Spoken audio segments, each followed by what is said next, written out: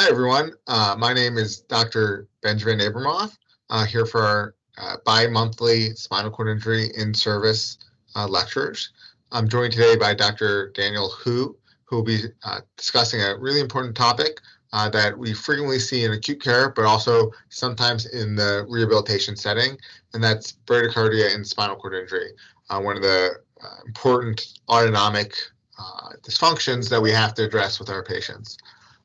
So with that, I will introduce Dr. Hu, and you can go ahead and begin. Thanks, everyone. Today we're going to talk about bradycardia and spinal cord injury. It's going to provide a high-level overview of what it is, what the pathophysiology is, some of the research associated with it, and as well as a little bit about the treatment. In general, this is meant to be a quick learning point about something that we commonly see on the spinal cord injury service.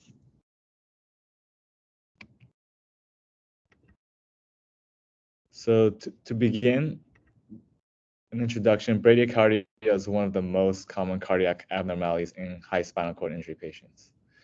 And in general, what happens is when you have the spinal cord injury, you have sympathetic outflow that is inhibited, but your parasympathetic outflow tracts are still intact. So there's an imbalance between these two systems, and the parasympathetic systems takes the upper hand, leading to parasympathetic dominance. The cardiac involvement can be acute, or can also possibly progress to chronic cardiac abnormalities, which leads to chronic cardiac disease. And of note, cardiac disease is the most common cause of death in high spinal cord injury. So a little bit about the epidemiology. Initial bradycardia occurs in all patients with high spinal cord injury as well as a spinal shock. When the patient recovers from spinal shock, usually their heart rate will increase, commonly within about a week of injury, but in a couple of patients, the bradycardia can persist for up to 6 weeks. In general, there's limited research on onset duration. There have been a couple studies in the past that have touched upon this, but the population is really small, and generally there's not too many big studies that study this subject very well. One study by Moorman et al. Showed that the mean time of bradycardia was 5 to 7 days, and that of these people who had bradycardia, 15 of them had asystole. Another study by Franga et al. Reported that up to 16% of their patients who had bradycardia had asystole as well.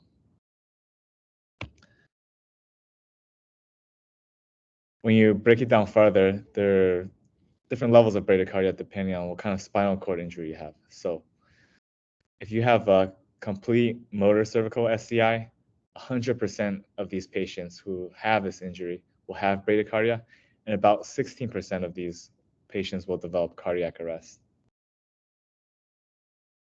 In incomplete motor cervical spinal cord injury, so these are your ASIA C's and D's, about anywhere from 35 to 71% of these patients can develop bradycardia. But for these patients, given the lesser severity of the injury, it is extremely rare for them to have cardiac arrest. In thoracolumbar spinal cord injury, it only occurs in 13 to 35% of the cases. And asystole is incredibly rare in these patient populations. So in general, the more severity your injury, the higher the chance of bradycardia, as well as the higher chance of developing cardiac arrest. These numbers come from a single study, so there's definitely a range, and something that needs to be studied more in the future to characterize it further.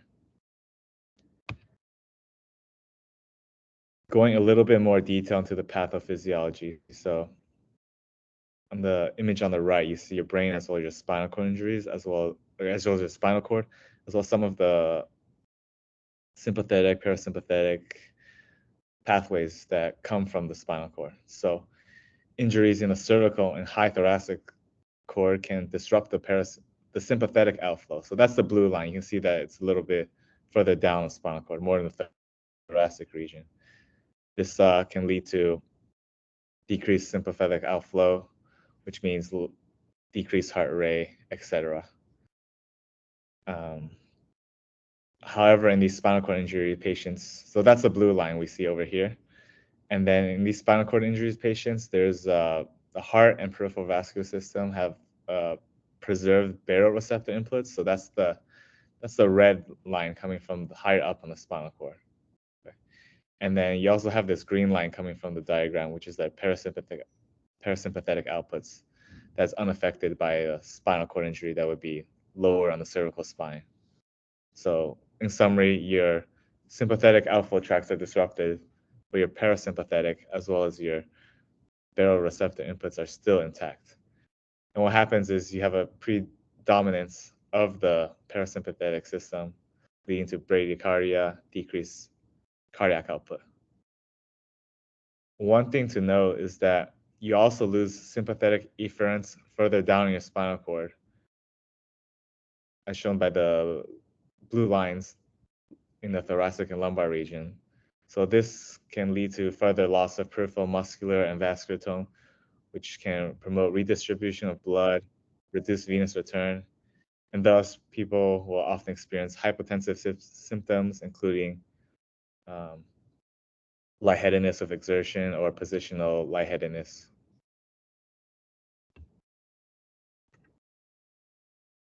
One study looked at factors that were associated with bradycardia that may influence the outcome of high spinal cord injury patients. So this was a study done in 2016 by Cornell, the Qatar campus, I believe, in 2016.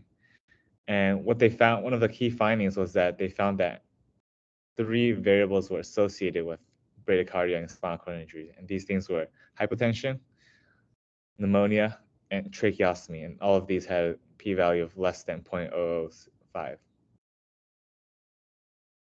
So looking at the relationship between endotracheal suction and bradycardia, we do see a significant association with this endotracheal suctioning positioning and patients with bradycardia and asystole.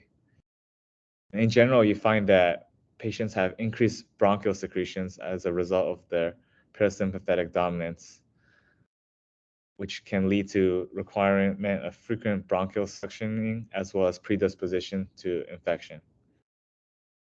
Additionally, normally when you have hypoxia, so this increased secretion can cause hypoxia. When you normally have hypoxia, the body normally has a sympathetic response to increase the heart rate. And that's absent when these patients have spinal cord injuries causing bradycardia. So you have hypoxia, but there's no tachycardia. There's no really response mounted to the hypoxia and bradycardia. So as a result, patients may develop pneumonia, which can further complicate their hospital course. Other things that are associated are hypotension and tracheostomy. So these are also significant risk factors for development of prolonged bradycardia and cardiac asystole. Spinal shock on admission occurs in spinal cord injury patients due to the decreased vascular tone. So like we mentioned in the previous diagrams, it's decreased secondary to the afferent sympathetic pathways down lower in your spinal cord. And this leads to disruption, vasodilation, absence of reflex tachycardia, like we talked about, and has a direct negative ionotropic vagal effect on the myocardium. And so, in general, the need for tracheostomy is higher in patients with spinal cord injury, given their respiratory weakness, and is another factor that can lead to that's associated with bradycardia. So lastly, we just want to touch quickly on the treatment of bradycardia in these spinal cord injury patients. So in general, the first line of therapy for bradycardia is medical administration. So these can be things that raise the heart rate, like dopamine agonists, obviously. Other things that can be used to raise the heart rate are atropine, which is a acetylcholine antagonist, and other sorts of medications are also options for first line. So you have adrenaline, which is adrenergic agonist, and then aminophylline, which is a phosphodiesterase inhibitor, which will increase cyclic AMP levels, which will then subsequently increase heart rate levels. So these medical options are all can be used for first line.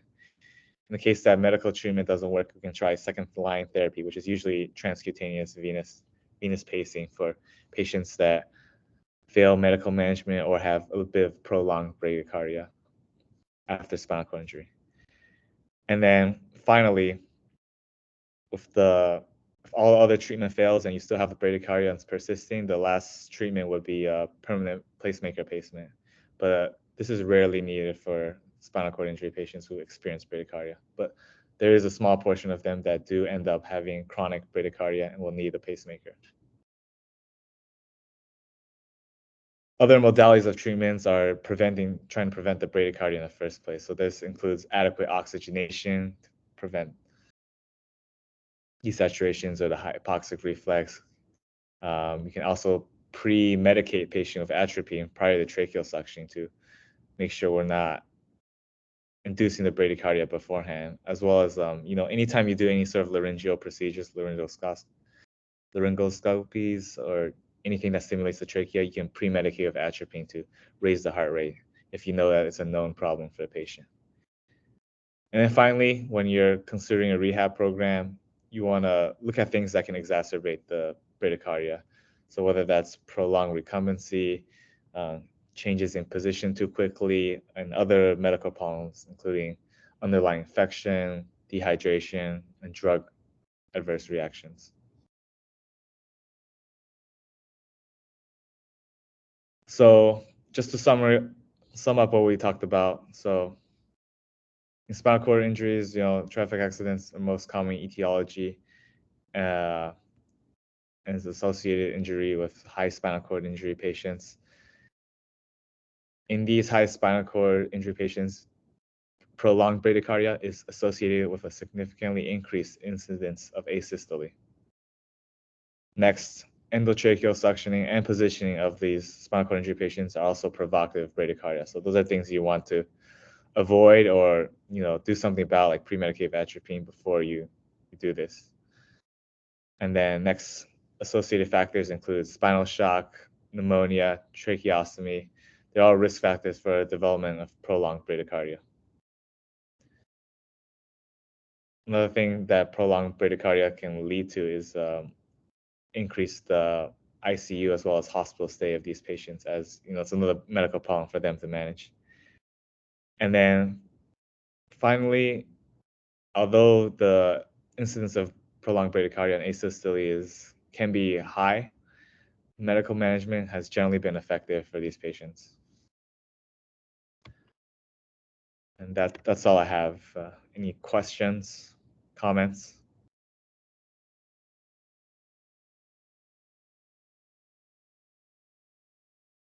Any questions for the residents?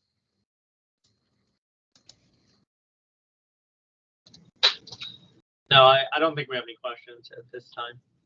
Okay.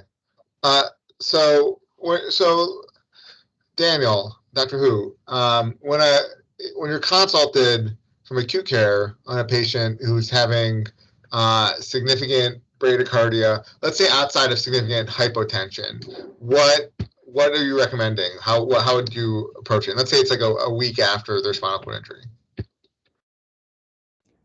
Yeah, I think the first thing, like we mentioned before, is when the treatment, we want to look at underlying problems. So this includes see what nursing staff is doing. Are they we want to eliminate exacerbating factors. So prolonged recumbency, changes in positioning. Are you treating their other medical problems? Is there an infection that's untreated? Is the patient adequately hydrated? Are there other drugs that's causing this? So I think the first thing is to look at all those sorts of things first. Mm-hmm.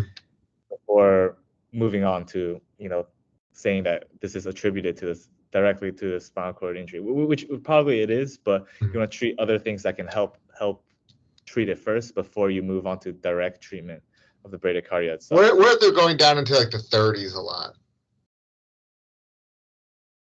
Yeah, in those cases, I think you still want to do these things that we talked about, but you might have to escalate the treatment more quickly. So, you may not want to just see if a medication, if they're constantly going to the 30s, you may not want to try out different medications, see if it's working.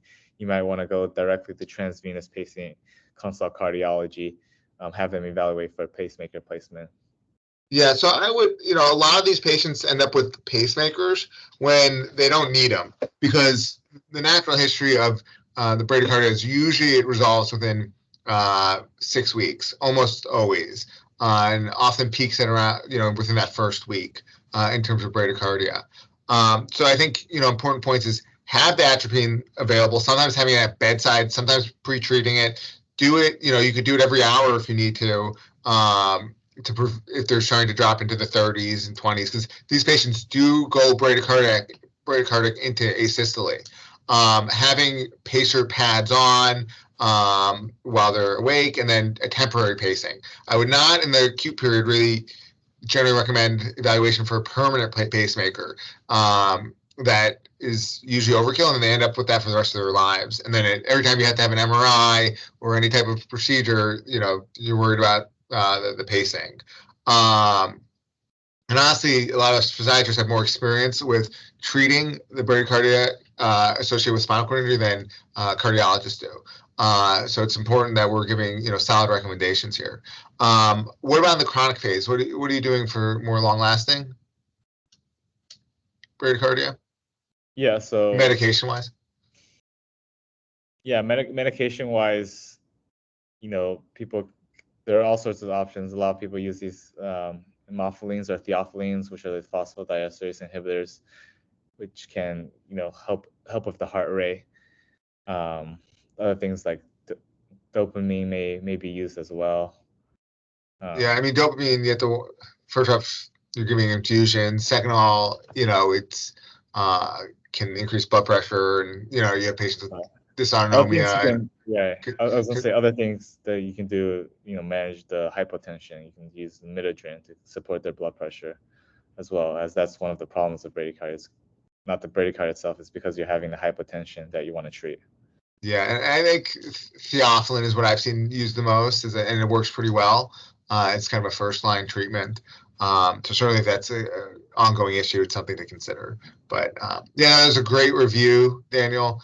As usual, these videos will be available on YouTube. So if you're interested in reviewing it, you can check out the YouTube channel. Thanks again, and thanks everybody for listening. Thanks, everyone.